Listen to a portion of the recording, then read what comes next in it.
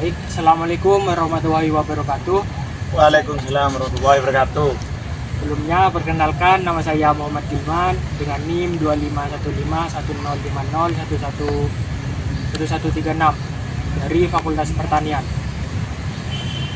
Perkenalkan, nama saya Noval Hanif Defullah dengan NIM 2517 1020 1066 dari Fakultas Teknologi Pertanian. Perkenalkan, nama saya Nailatul Muntazah Sakinah dengan NIM 251810101072 dari Fakultas Matematika dan Ilmu Pengetahuan Alam. Baik, di sini kami membawakan tema mengenai program food estate. Di sini kami berdiskusi bagaimana pandangan dari petani dan juga masyarakat mengenai program food estate ini. Baik, program food estate adalah program berskala besar untuk mengamankan ketersediaan pangan, khususnya tanaman pangan, dengan cara membuka lahan produktif, mendorganisasikan produk, dan juga memfasilitasi infrastruktur pertanian itu dengan cara meneliti pertanian itu dengan menggunakan teknologi. Program food estate ini awalnya dilaksanakan itu di 2019 waktu dipegang oleh Bapak Presiden Joko Widodo. Nah, program food estate ini bekerja sama dengan beberapa kementerian juga sampai sekarang itu di beberapa Kepres kemarin itu juga dibahas mengenai program food estate ini. Program food estate ini diselenggarakan di daerah Kalimantan, ada juga di Papua, dan juga ada di Gresik, dan rencananya juga akan dibuka di daerah Kalimantan, juga dibuka di daerah Sulawesi dan juga Nusa Tenggara Timur.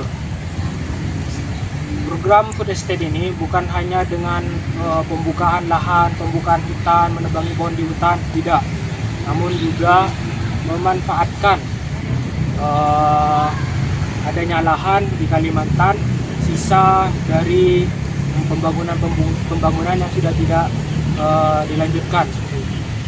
Baik, selanjutnya bagaimana pandangan kalian dari petani dan juga masyarakat mengenai program food estate ini?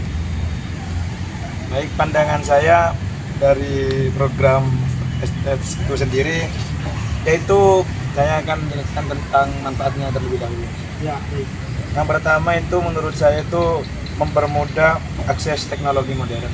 Kan soalnya kan kata masnya barusan juga ada kerjasama juga sama pemerintah juga kan. Jadi mungkin pemerintah itu juga menolong ya seperti dananya juga gitu. Jadi bisa membuat akses teknologi modern itu bisa tercapai lah sehingga pekerjaan lebih cepat dan efisien. Dan manfaat yang kedua menurut saya hasil panen yang meningkat. Kenapa kok saya bisa berpendapat hasil panen yang meningkat?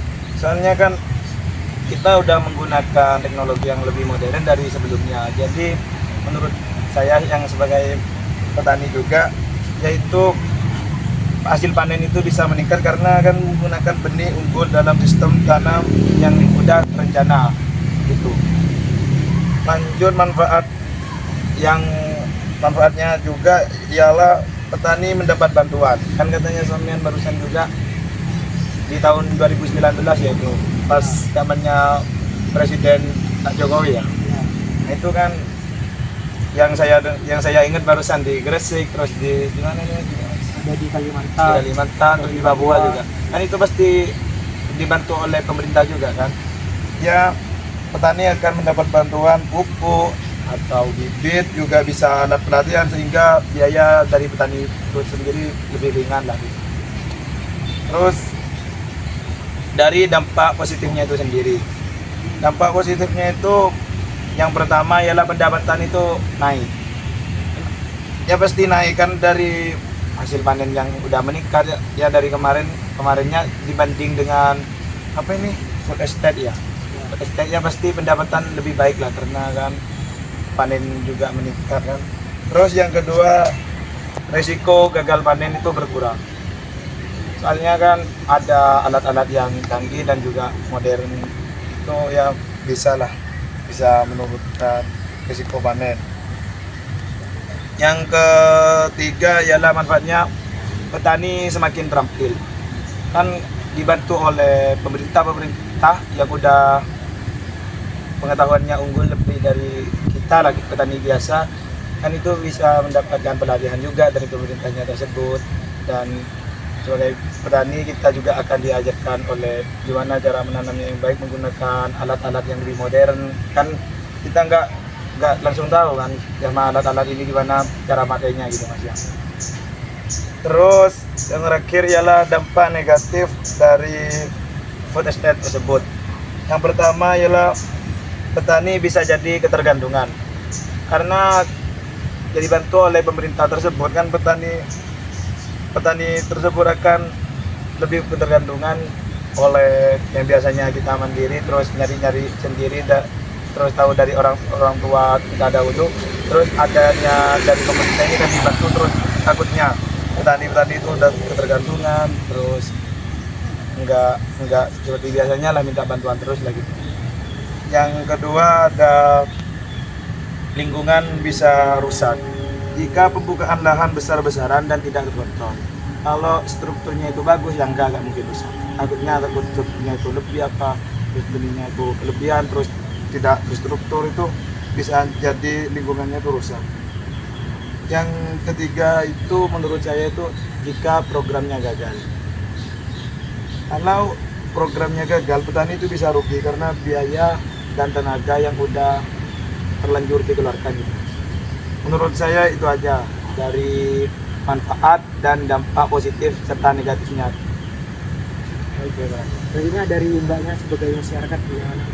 Sebagai masyarakat, manfaatnya juga tentu sama seperti petani, namun bedanya tidak sama masyarakat itu menjadi petani di proyek food estate ini.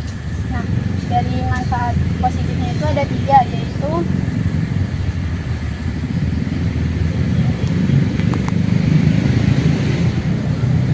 ketersediaan pangan, perbaikan infrastruktur, dan peluang kerja bagi non-pertanian. Nah, yang pertama itu ketersediaan pangan.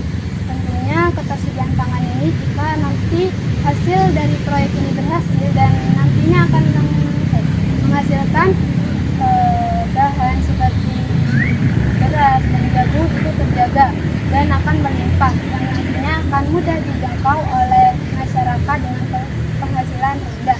Nah, dan yang kedua ini pembangunan infrastruktur, yang tentunya hal ini juga bisa bermanfaat bagi masyarakat sekitar yang awalnya hanya dibuat untuk proyek food estate saja, seperti listrik, perbaikan jalan, dan jembatan, itu bisa diakses juga oleh masyarakat. Manfaatnya tetap terlanjutkan. Dan yang ketiga yaitu peluang usaha bagi non-pertanian, seperti pembukaan warung di daerah proyek food estate dan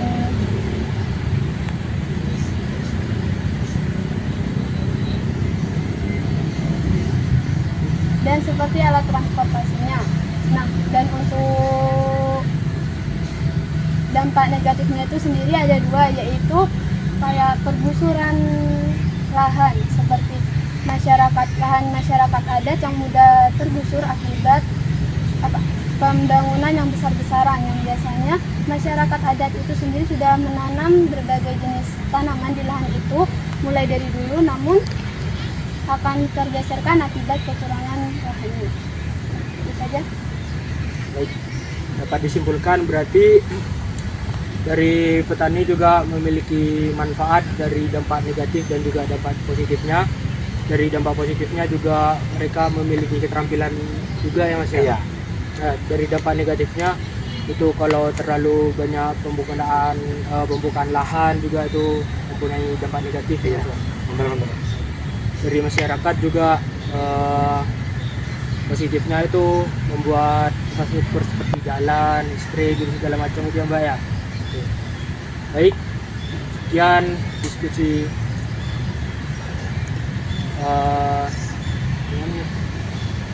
sekian diskusi dari kelompok kami. Kurang lebihnya mohon maaf. Assalamualaikum warahmatullahi wabarakatuh. Waalaikumsalam warahmatullahi wabarakatuh.